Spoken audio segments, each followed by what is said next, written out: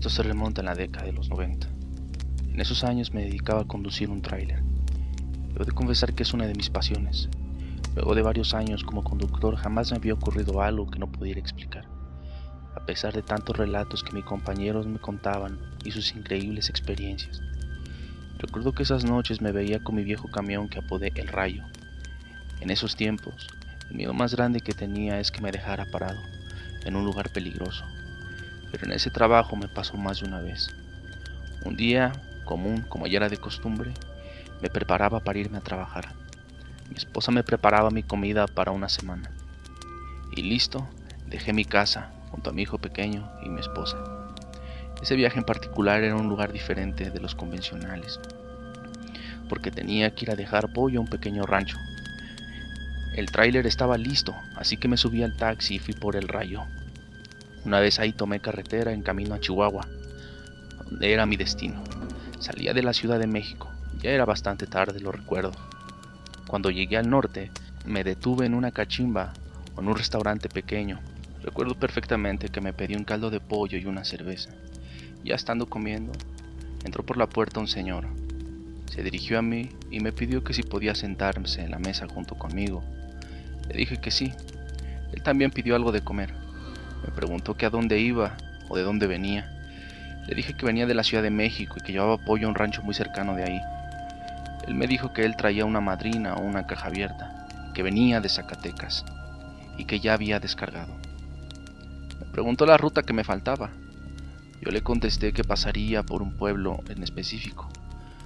Me llamó la atención que me interrumpió solo para decirme que ese pueblo ya no estaba, que era muy pequeño cuando existía.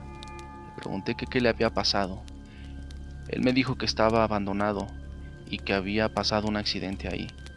Pregunté que qué clase de accidente. Él me dijo que un trailero que subía esa carretera, que era muy pronunciada, y que al llegar hasta la parte más alta de la carretera, se precipitaba hacia abajo, muy feo. El trailero aquel, yendo muy rápido, perdió el control al bajar y se fue contra las casas que había sobre la carretera, y así matando a mucha gente que dormía en ese momento. Esa carretera tenía mala fama por esa bajada, y la mayoría evitaba pasar por ahí de lo peligroso que era.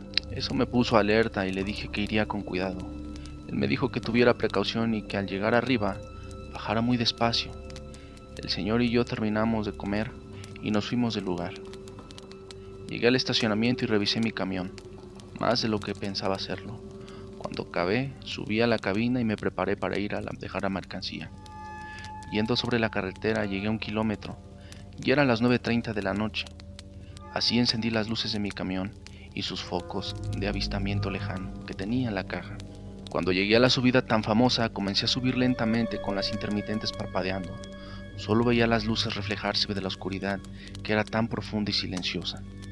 Veía hacia el frente y notaba cómo el rayo le costaba subir aquella carretera. Una vez arriba, vi por primera vez aquella carretera que bajaba serpenteante. Me impuso al instante.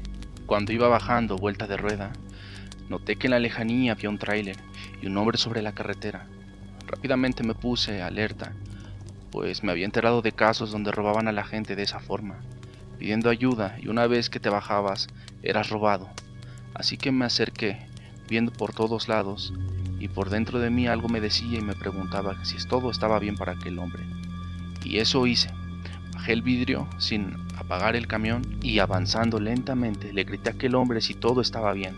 Él me contestó que se quedó sin diésel, que lo ayudara. Se subió al estribo del camión y noté que era de mediana edad. Se veía la verdad que necesitaba ayuda, así que le dije que me iba a orillar para echarle una mano.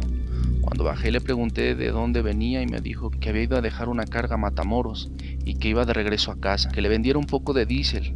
Noté que su camión era viejito y se veía que era católico, pues la parte delantera de su camión traía una luz de metal. Una vez pasamos el diésel a su camión, él subía y noté que en sus brazos tenían marcas a lo largo de ellos, como si fueran moretones. Una vez arriba él intentó prender su camión una y otra vez, pero no daba marcha. Lo intentó tanto que se quedó sin batería su camión.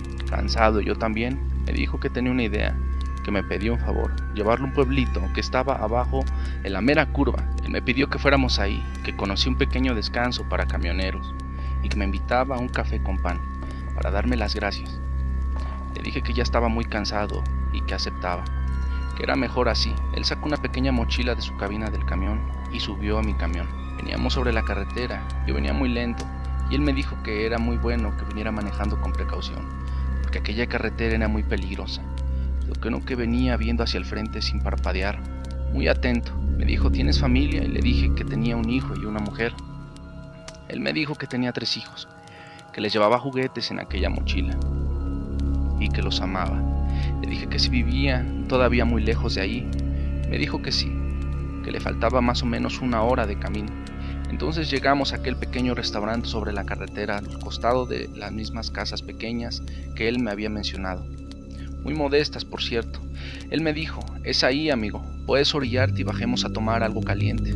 Bajamos y entramos al lugar. Inmediatamente noté que la temperatura comenzó a descender y me empecé a sentir un poquito incómodo. E incluso la gente que estaba ahí era muy poca. Tenía una apariencia extraña, como si estuvieran congelándose de frío. Sus rostros eran muy desconcertantes. El señor que nos atendió me miró fijamente a los ojos. Me empecé a sentir un poquito mal. Entonces aquel hombre me dijo que me invitaba a una cerveza. Le dije que no, porque me iría pronto. Él me dijo, eres un gran sujeto, me dijo. Ya no volveremos a vernos, acéptame esta cerveza.